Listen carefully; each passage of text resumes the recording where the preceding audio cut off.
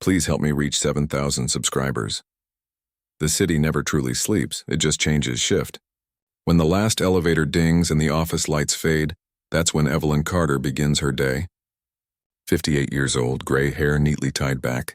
Her reflection glimmers for a moment in the glass doors of the Blake Financial Tower before she swipes her keycard and steps into silence. The halls still hum, faintly with the echo of power, the scent of coffee, the distant whir of a copier someone forgot to turn off. Evelyn walks past offices worth more than her entire life savings, mopping the same floor she's walked for 20 years. She hums softly, an old gospel tune her mother used to sing, the sound bouncing off the marble walls like a small act of defiance against the emptiness. Every night, she whispers the same prayer, "Lord, keep me useful." Her shift begins at 10 p.m. and ends at dawn. In that time, she cleans 23 offices, empties 57 trash cans, and fixes whatever someone else broke without thinking twice. Yet she never complains. Every paper she picks up, every smudge she wipes away, she treats it as though it matters. Because to Evelyn, it does. Down in the janitor's closet, there's a small photo taped to the inside of the door. A little boy in a blue graduation gown, missing 2 front teeth. Her grandson, Marcus. He's the reason she keeps going. Every paycheck, she tucks away a few dollars in an envelope labeled college fund. It's wrinkled, torn at the edges, but to her, it's treasure. On her 15-minute break, she sits by the big glass window on the 31st floor, sipping cheap coffee from a thermos. Below her, the city glitters, a sea of light and movement. Somewhere out there, people chase dreams, make deals, and celebrate promotions. But for Evelyn, peace is enough. She's seen too much of life to envy anyone. At 1 a.m., she stops by the front desk to check on Calvin, the young security guard who just started last month. He's 21, working nights to pay for college. "You eat yet?" she asks, handing him a sandwich wrapped in foil. He laughs nervously. "You don't have to do that, Ms. Evelyn." "I know," she smiles. "That's why I did." He doesn't realize it, but that sandwich is part of her one kind thing rule. Every day one act, and no matter how small. That's the promise she made to her late husband, George, the night before he passed. Don't let the world change your heart. Change the world with it. By 3 a.m., she's in the executive wing. The offices smell like success. Expensive cologne, glass desks, untouched leather chairs. One nameplate reads Andrew Blake, CEO. She polishes the edge of his desk, dusts the framed awards, and pauses by a photo. A younger Andrew standing beside his father at the company's grand opening. She doesn't know him. Not really. She's seen him maybe twice. Tall, sharp, the kind of man who carries himself like the world bends slightly to make room for him. But she's heard stories. They say he's brilliant, ruthless, and colder than the steel logo on the building's wall. Evelyn shrugs softly. "Everyone's fighting something," she murmurs, wiping away a fingerprint on the glass. The sound of distant thunder rattles the windows. Rain starts tapping gently against the glass. Slow at first, then heavier. Evelyn stops, leaning against her mop handle, watching raindrops race each other down the window. She smiles faintly. "God's way of cleaning up, too," she whispers. When her shift ends near sunrise, she changes back into her coat, pulls her old umbrella from her bag, and steps out into the wet streets. The morning rush hasn't started yet. The city feels paused, gentle. Evelyn walks to the diner on 7th Avenue where the waitress already knows her order. Black coffee, scrambled eggs, side of toast. As she sits by the window, she takes out her small notepad, a list titled "Today's Kind Thing." She writes a single line beneath yesterday's. "Bring soup for Tom by the bus stop." Tom's a homeless veteran she sees every other day near the bridge. She never asks questions, just listens. He says she reminds him of his mother. That's enough for her. When she finishes breakfast, she leaves a $5 bill on the counter, folds a napkin over it, and writes, "For whoever needs it more." The waitress finds it after she's gone, shaking her head with a smile. That woman's heart is too big for her paycheck. Outside, Evelyn waits for the crosswalk light. Cars rush past spraying puddles. The world is in a hurry. But she isn't. She has time to notice the man in the tailored suit talking loudly on his phone, the woman balancing coffee in a briefcase, the teen running late for the bus. To her, every one of them has a story. And if she can make even one day lighter for one of them, she's done her job. As the light turns green, a black car pulls up at the curb. Tinted windows, sleek design. The kind of car you'd never expect to stop for a janitor. Evelyn glances over but keeps walking, unaware that behind that glass, Andrew Blake is watching her. He had stayed late the night before, trapped in spreadsheets and silence when he saw her working through the storm. No complaints, no hesitation, just quiet dedication. And now, as she walks away through the rain with her small umbrella, something about her simplicity lingers. He doesn't know her name yet, but soon he will, and what he learns about the woman the world never noticed will change his life, forever. The morning sun breaks through the Chicago skyline, painting streaks of gold across the wet pavement. Evelyn Carter walks home with tired legs and a peaceful heart, her sneakers squeaking from the rain. The streets are waking up now. Coffee carts whistling, cabs honking. Life rushing forward as if the night never existed. She stops by a small corner grocery, the kind that still smells like old wood and oranges. Mr. Patel, the owner, waves at her from behind the counter. "Morning, Ms. Carter. You're up early again. Didn't sleep yet," she says, setting down a few cans of soup and a loaf of bread. "You got those fruit cups on sale?" He chuckles. "For you always." Evelyn smiles, sliding $2 extra across the counter. "And one for Tom by the bridge. He likes the peach ones." Mr. Patel nods knowingly. Everyone in the neighborhood has seen Evelyn's small miracles.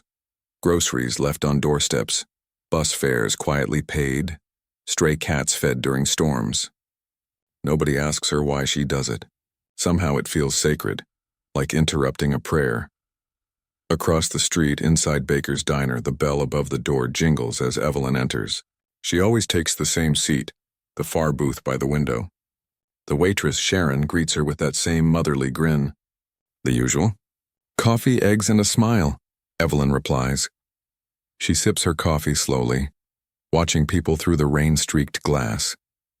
A young mother sits 2 booths away, nervously counting change, her toddler reaching for pancakes she can't afford yet. Evelyn doesn't hesitate. She signals Sharon, whispers, "Add it to my bill, but don't say a word." When the mother realizes her meal's been paid for, her eyes glisten. She looks around, searching for her invisible angel, but Evelyn just smiles down at her coffee cup, pretending to read the newspaper. Moments later, Sharon slides Evelyn her check, and a small note scribbled on a napkin. "You're doing God's work, honey." Evelyn folds it carefully and tucks it into her purse. She keeps every one of those notes, little reminders that kindness still matters. By the time she steps back into the cold, the streets are buzzing. Delivery trucks, laughter, bus engines, and the noise of a city alive. She walks toward the overpass near Jackson Street, where Tom, the homeless veteran, sits under a faded blanket, tapping his boots to keep warm. "Well, if it ain't my guardian angel." He grins, his voice gravelly but kind. "Morning, soldier," Evelyn says, setting down a small paper bag. "Peach cups, just like you like," he laughs. "You spoil me, Ms. Carter. You fought for this country. Least I can do is make sure you don't fight hunger, too." They share small talk, football, weather, stories of better days. Tom tells her about the daughter he hasn't seen in 10 years, the one who used to call him Hero. Evelyn listens, really listens, her eyes soft, her heart open. To her, everyone deserves to be heard at least once a day. What Evelyn doesn't know is that a few blocks away, Andrew Blake is standing in the same diner she just left. He's late for a board meeting, but he's lost in thought, distracted. The waitress, Sharon, is telling another server about that janitor lady who paid for a stranger's breakfast again. Andrew freezes. "A janitor?" he asks. Sharon nods. "Yes, I works nights over at your building, I think. Sweet woman. Can't go a day without helping someone." Something clicks. Andrew remembers her. The woman he saw walking through the storm the night before. The one with the old umbrella and quiet dignity. He doesn't know why it matters, but it does. For the first time in years, he feels curiosity, not for profit, but for a person. Later that afternoon, back in his glass office overlooking the city, Andrew can't focus. His assistant, Lena, notices him staring out the window. "Everything okay, sir?" He hesitates. That janitor, Evelyn Carter. "How long has she worked here?" Lena scrolls through a file. 20 years, sir. Never missed a shift. No complaints. Lives alone in Southside. Andrew leans back, processing that. 20 years. And I've never said a word to her. That night, Evelyn begins her shift like always, greeting Calvin, humming through the hallways, wiping fingerprints from glass doors. But she doesn't see the faint silhouette of someone standing down the hall, watching quietly. Andrew has stayed late again, under the pretense of paperwork, but truthfully, he's studying her. He watches the way she stops to pick up a piece of paper someone dropped, the way she straightens a crooked photo in the lobby, the way she talks to the plants as if they're old friends. There's no show, no audience, just habit, care, and grace. At one point, she pauses outside his office, dusting the frame around his father's portrait. She doesn't notice him sitting there in the dim light, half hidden behind the open door. Her lips move silently, a whisper of respect. He must have been proud of you. Then she smiles faintly and walks away. Andrew exhales slowly, feeling something stir. Guilt, maybe admiration, maybe both. All his life, he surrounded himself with people who want things from him. Deals, favors, money. But this woman, she gives without expecting anything back. He stays in the building long after she leaves, staring at the spot where she stood. Her simple words echo in his mind. For the first time in a long time, Andrew Blake, billionaire, visionary, corporate giant, feels small, outside. Evelyn walks home beneath the streetlights, unaware that someone has begun to see her the way she sees the world. Not with judgment, but with wonder. Tomorrow, her life will look the same. Same floors. Same mop, same quiet acts of kindness. But tonight, something invisible has shifted. The woman who believes no one notices her is about to become the center of a story that will change both their lives forever. It's been 3 days since Andrew Blake first asked about Evelyn Carter.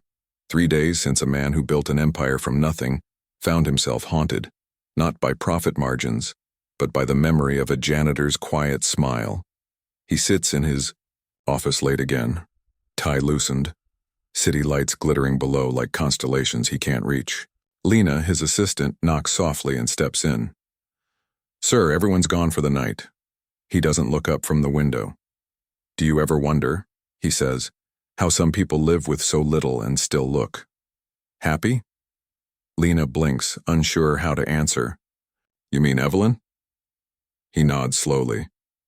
"Yeah, Evelyn." She hesitates, then says carefully, "I looked into her record like you asked. She's been with the company 20 years. No disciplinary notes. Lives in a small apartment on South Side. Helps out at a church food drive every weekend. Her references from before this job all say the same thing. Kind, steady, selfless." Andrew's jaw tightens. "Selfless," he repeats softly, as if tasting the word. Lena folds her arms. "You want me to send her something, a bonus maybe?" "No," he says quickly. "She'd never take it. I just want to understand." That night, as the clock hits 11, he watches her again from behind his glass office door. Evelyn moves, like a rhythm, the sound of her mop gliding across the floor, the faint hum of her song filling the empty hall. Every motion is deliberate, graceful in its simplicity. She finishes cleaning the executive wing, then quietly pulls a small grocery bag from her locker, soup cans, bread, 2 pieces of fruit, and a thermos. She tucks it under her arm and heads for the elevator. Andrew follows at a distance, keeping his steps quiet. Outside, the cold air bites hard. Evelyn walks past shuttered shops, her boots splashing through puddles, until she reaches a narrow alley near 12th Street. There, beneath a flickering sign, sit 2 homeless men huddled by a trash can fire. "Evening, gentlemen," Evelyn says gently. "Got something warm for you." They light up, grinning as she unpacks the bag, soup for one, a sandwich for the other. She pours coffee from the thermos and hands it around like communion. Andrew watches from the corner, half hidden in the shadows. He can hear her laughter. Soft, real, the kind that comes from the soul. She doesn't just feed them, she talks to them, listens. When one man begins to cry, Evelyn puts a hand on his shoulder and says, "Ain't nobody too far gone to start again, sweetheart." The words hit Andrew harder than he expects. He remembers his own father, a man who worked himself to death building the company Andrew now runs. Start again, his father once told him. Isn't something people like us get to do? Andrew used to believe that. Until now. The next morning, he can't shake the image from his mind. During a board meeting, while executives debate quarterly returns, Andrew's thoughts drift back to that alley, to Evelyn's cracked hands, wrapping around a coffee cup, her face lit by firelight and compassion. His CFO, David, notices his distraction. Andrew, are you with us? He blinks, forcing himself to focus. Yeah, sorry, just thinking. David chuckles. About what? You look like you saw a ghost. Maybe I did, Andrew murmurs. That evening, he calls Lena into his office again. Find out where she buys her groceries, he says. Lena raises an eyebrow. Sir, that's, please, he interrupts. Just do it quietly. Later that night, he parks a few blocks from a small convenience store, Patel's Market. He sees her through the window, chatting with the owner, buying 2 fruit cups, soup and bread. No luxury, no waste. Every item chosen with care. She doesn't see him when she leaves, walking the same route as before. He follows from across the street, guilt creeping in but curiosity winning. Evelyn stops by 3 places that night. First the alley with the 2 men, then a bus stop where a shivering woman sleeps on a bench, and finally a small apartment building. She knocks softly on a door. A frail old man answers, coughing. Evelyn hands him a grocery bag and whispers, You take your medicine, okay? Don't make me fuss. The man laughs. You're an angel, Evelyn. She shakes her head. No, sir. Just human. Andrew feels his throat tighten. He can buy skyscrapers, companies, power, but he's never bought what this woman carries in her heart. It's something money can't touch. He drives home that night in silence. His penthouse feels larger than usual, emptier. He pours a drink, sits on the couch, and stares at the city below. Every window in those towers hides a story, some of struggle, some of greed, and maybe a few like hers filled with grace that goes unnoticed. When he finally closes his eyes, Evelyn's voice still echoes in his mind. Ain't nobody too far gone to start again. The next morning, he makes a decision. Not a business one, but a human one. He tells Lena to bring Evelyn to his office after her next shift. She looks confused but doesn't question him. Evelyn, meanwhile, has no idea what's coming. She spends the day like any other, cleaning, humming, offering sandwiches to Calvin, the guard. To her, life is simple. Do what's right, love what you have, and never expect applause. But somewhere above her on the 40th floor, a man who spent his whole life measuring worth in dollars is about to learn that the greatest investment he'll ever make won't be in stocks. It'll be in people. And the first person, to show him that truth is the woman he's been following in the shadows. The storm came without warning. By 6 p.m, the city was drowning, thunder growling over glass towers, rain hammering like nails against the windows of Carter Enterprises. Evelyn was still on the 38th floor, finishing her rounds. Her mop squeaked softly across the marble tiles, and every few minutes she'd glance out the window at the chaos below. Streets turned into rivers, headlights flashing through sheets of rain. Evelyn, called Calvin, the night guard, his voice muffled by the storm. Elevators are shutting down soon. Power's unstable. You should head home. She shook her head, wringing out her mop. Almost done, honey. Just the conference room left. Calvin frowned. You always say that.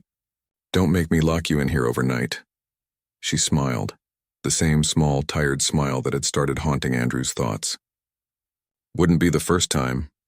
On the 40th floor, Andrew Blake sat in his office staring at a dark screen.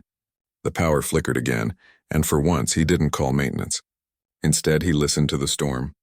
He'd been in worse boardroom battles, but this thunder felt personal, like a reminder that even towers like his could shake.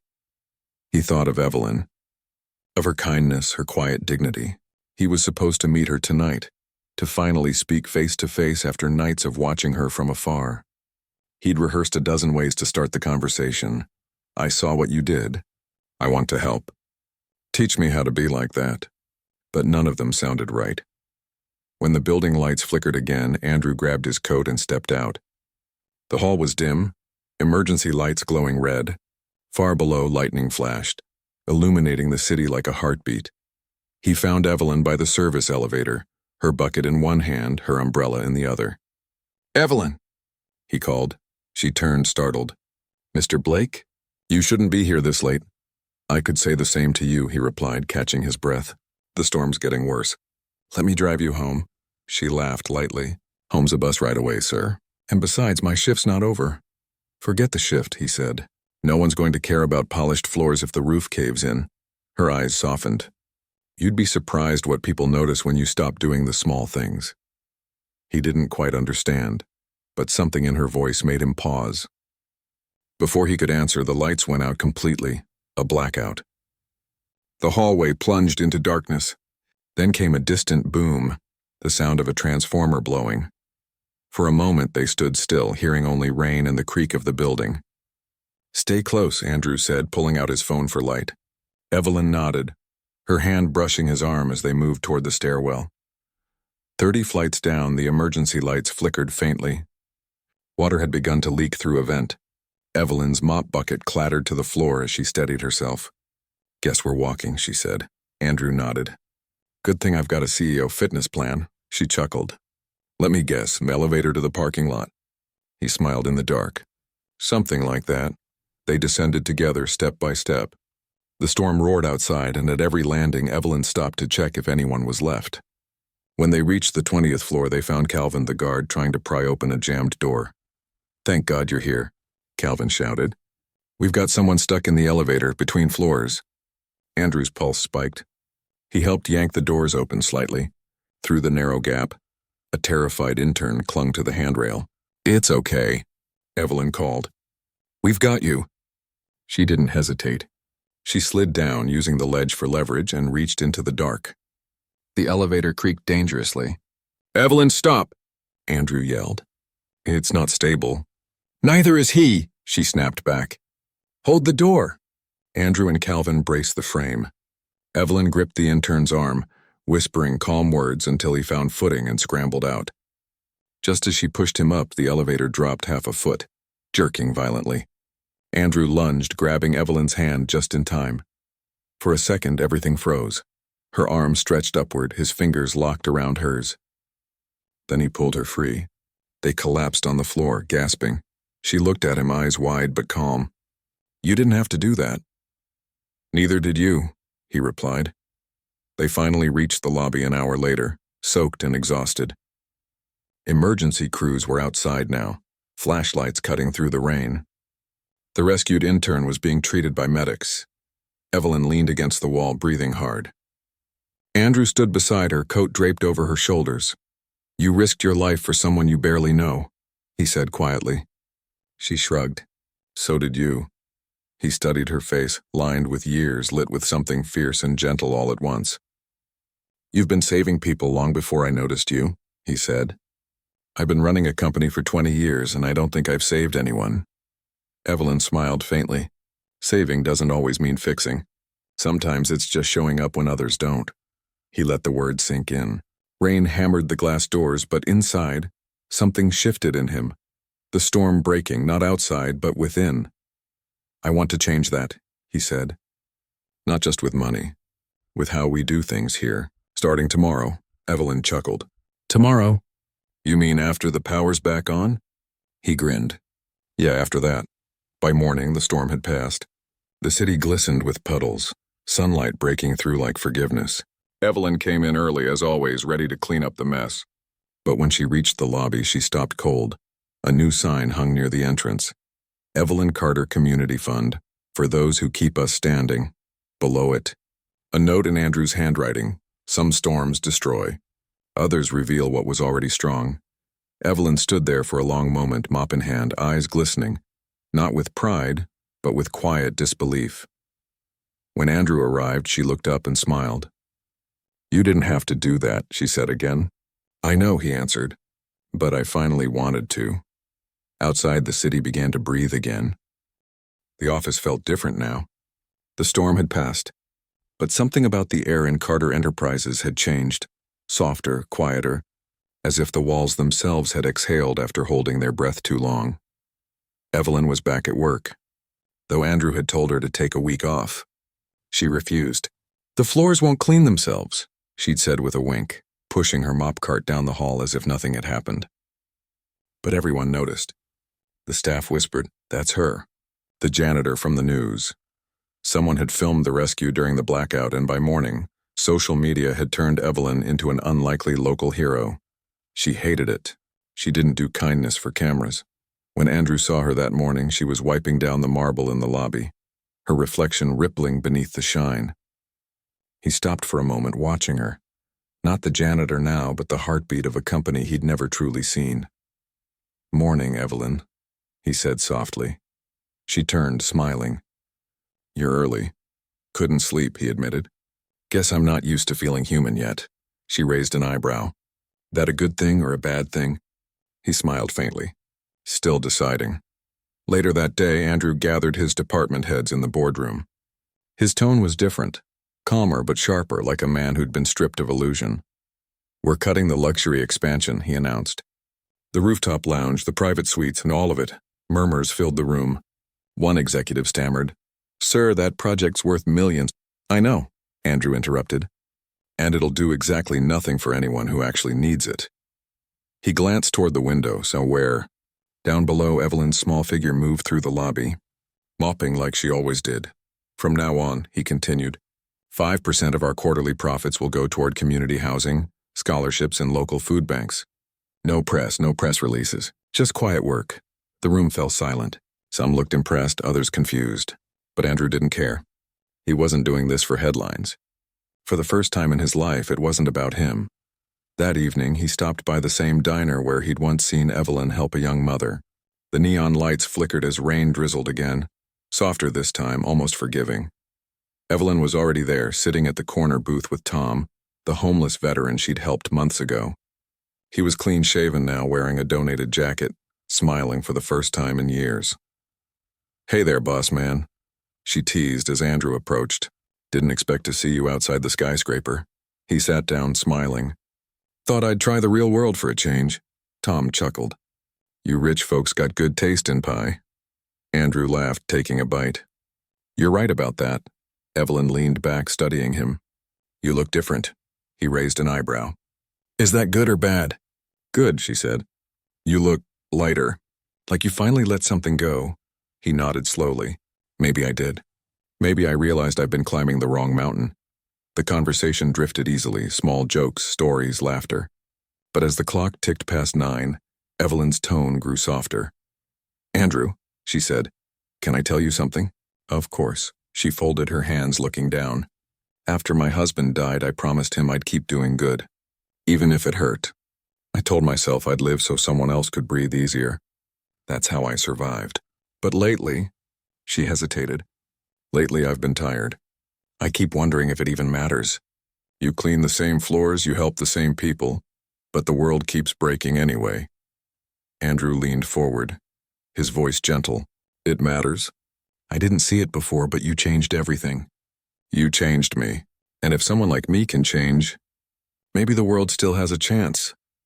Her eyes shimmered, but she quickly brushed away a tear. "You always know what to say, don't you?" He shook his head. "No, but I finally know when to listen." They both laughed softly, the kind that comes after healing. A week later, Andrew called another meeting, this time just him and Evelyn. She looked nervous walking into his office, her hands still gloved from cleaning. "Relax," he said, smiling. "You're not in trouble." "That's usually what people say before they fire you," she replied. He chuckled. "Fair point. But no, this is something else." He handed her an envelope. Inside was a letterhead titled, "The Evelyn Carter Foundation for Everyday Kindness." She blinked, confused. "What's this?" "A new initiative," Andrew said. "Funded by the company. You'll oversee it. We'll use it to help local families, veterans, kids, anyone who needs a hand. I want you to run it, Evelyn." Her breath caught. "Me? Don't say just a janitor," he interrupted. "You're the reason this even exists. You've been building something good for 20 years without money, without power. Just faith. Now it's time you had the tools to do it on a bigger scale." Tears welled up, and for once Evelyn couldn't find words. She pressed her hands to her chest.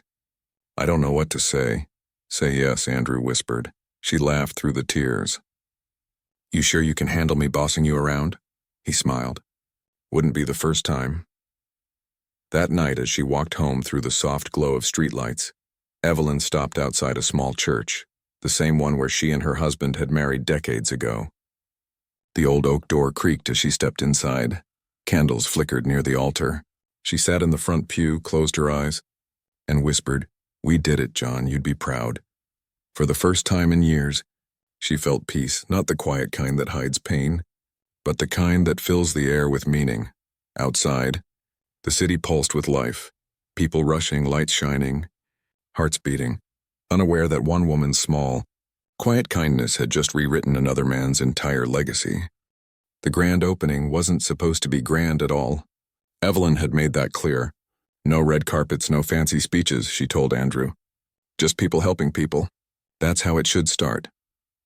But when she arrived that morning at the new Evelyn Carter Foundation for Everyday Kindness, the crowd outside the small community building nearly stopped her in her tracks. Families, local business owners, veterans, students, hundreds of faces filled the street.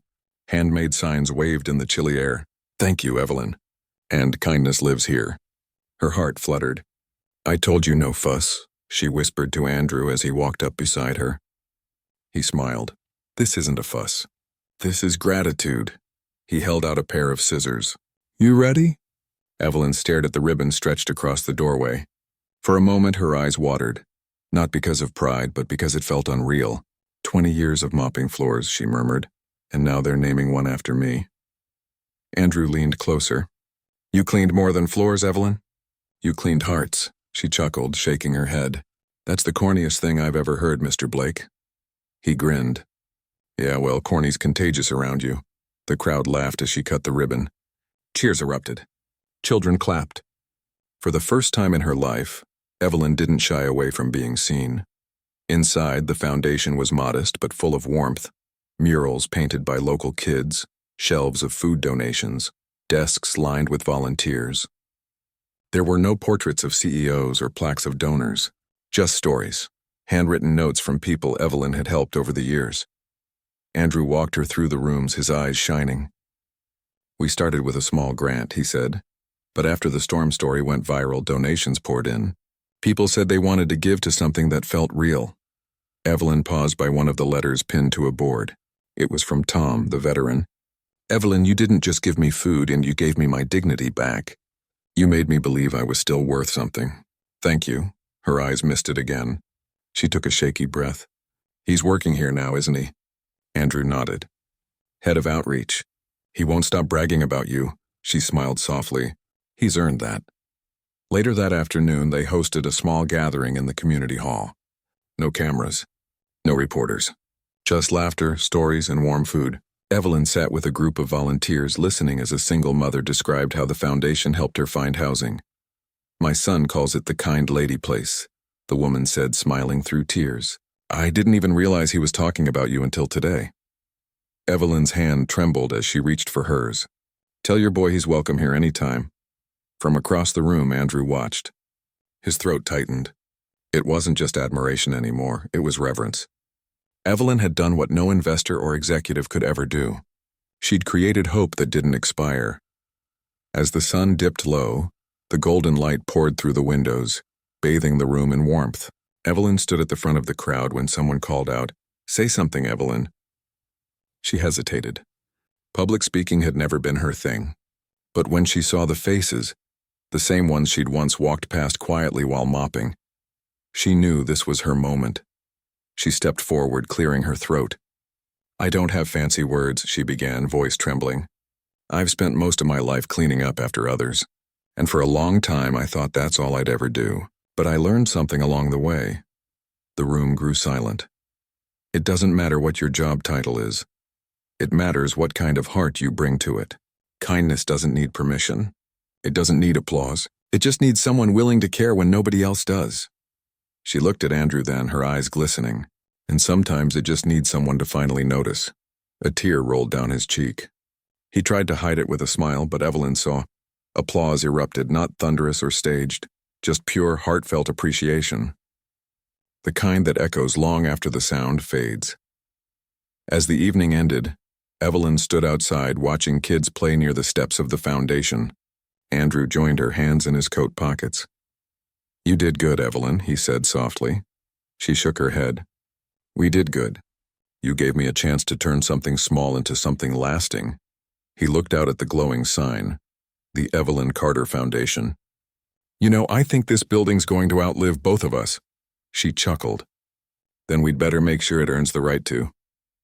A quiet pause stretched between them, comfortable, like an old friendship settling into memory. "Evelyn," he said finally, "you ever think about slowing down? Maybe taking that trip you always talked about?" She smiled gently. "Maybe one day. But right now there's still work to do," he laughed. "Of course there is." That night, as the city lights flickered on, Evelyn took the long way home. Passing the diner, she peeked through the window. The young mother she'd once helped was now serving tables, smiling wide. Across the street, a man in a suit dropped his coffee, and a stranger stopped to help him pick it up. Tiny ripples of kindness, spreading quietly, endlessly. She stopped at a crosswalk, feeling the cold wind on her face. Her reflection stared back from a puddle, older, wiser, but deeply alive. She whispered to herself, "Guess the world was watching after all." And somewhere high above, in a corner office bathed in golden light, Andrew watched from his window smiling, because for once, it wasn't about profits or headlines, it was about people. A year passed and the city of Chicago looked a little different. Not because of new buildings or brighter billboards, but because kindness had quietly woven itself into the rhythm of daily life. The Evelyn Carter Foundation had become a living, breathing part of the community. It wasn't flashy or corporate, it was real. The walls were covered in handwritten thank you notes, photos of smiling families, and drawings from children who now had warm beds to sleep in. Evelyn walked through the building each morning with a cup of coffee in one hand and her old keychain jingling from the other. She still wore her janitor's badge, not out of habit but as a reminder of where she'd come from. "Morning, Miss Evelyn." A young volunteer called as she passed. "Morning, baby," she said with a grin. "Don't forget to water those plants. Kindness grows better when you take care of it." In the main office, Andrew stood by the window, watching her move from room to room. His life had changed completely. The company was thriving, but more than that, he was thriving. He'd stepped down from some of his CEO duties to spend more time working with the foundation. His assistant, Lena, smiled as she entered. "You're staring again," he didn't deny it. "She built this, Lena. Every smile, every meal, every home, and it all started with her." "You did your part too," Lena said. He shook his head. "No, she reminded me what the word part even means." That weekend, the foundation hosted its first anniversary celebration, a small gathering under string lights and warm laughter. Families shared stories of how their lives had changed. One by one, people stood up to thank Evelyn. A young boy took the microphone. "Miss Evelyn gave my mom a job here when we didn't have anywhere to go. Now I get to come help after school. When I grow up, I want to be like her." The crowd melted. Evelyn covered her face, laughing and crying at the same time. "Oh Lord, now you're going to make me mess up my makeup." When the laughter faded, Andrew stepped forward. He looked at Evelyn, then at the audience. "When I met her," he began, "I thought I was the one who could change her life. But I was wrong. She changed mine. She taught me that success isn't what you build. It's who you lift while you're building." The crowd erupted in applause. Evelyn wiped a tear, shaking her head. "You always know how to make a room cry, don't you?" He smiled. "Learned from the best." As the sun dipped low, painting the sky in gold and pink, Evelyn stood alone for a moment, gazing at the foundation's front sign. She thought of her husband, of the long nights cleaning floors, of the storm that changed everything. Behind her, Andrew approached quietly. "Big crowd tonight," he said. She nodded. "Bigger hearts." He handed her a small envelope. Inside was a ticket, one-way first class. "What's this?" she asked. "Your vacation," he said with a grin. "You've been talking about seeing the ocean for years. Time to make it happen." Her lips trembled. "Andrew," he interrupted softly. "You gave everyone else a chance to start fresh. Maybe it's time you gave that gift to yourself." She chuckled through tears. "You sure this place won't fall apart without me?" He smiled, not a chance. You built it strong enough to outlast both of us. A week later, Evelyn stood on the edge of the Pacific Ocean. Waves crashing, wind tangling her hair. She closed her eyes, breathing in the salt and freedom. She whispered, "We did it, John. We really did." She watched as a little girl down the beach helped an older man gather his fallen groceries. The man smiled, and the girl's mother called out, "That was kind of you, honey." Evelyn's eyes glistened. The ripple was alive, stretching farther than she could ever see. Back in Chicago, Andrew walked through the foundation's halls. He paused by the bulletin board, now overflowing with letters. One caught his attention, written in neat, looping handwriting. "Dear Miss Evelyn, I never met you, but I wanted you to know that your story made my dad volunteer at a shelter. He says he hasn't felt this happy in years. Thank you for reminding people that kindness still matters." Andrew smiled, folding the letter carefully. He looked up at Evelyn's photo on the wall, her bright smile captured mid-laugh. "You're still teaching us, Evelyn," he murmured. "Still cleaning hearts." That night he hosted a quiet dinner with a few volunteers. Before leaving, he turned off the lights and stood alone in the glow of the sign outside, the Evelyn Carter Foundation for Everyday Kindness. The reflection shone across the street, and for a brief moment he thought he saw her, mop in hand, walking with that familiar grace fading into the city lights. He smiled, whispering, "Keep walking, Evelyn. We'll keep the light on for you." If Evelyn's story touched your heart, share this video. Let her kindness keep spreading, one person at a time. What's one small act of kindness you've seen lately? Tell us below. Your story might be the next ripple.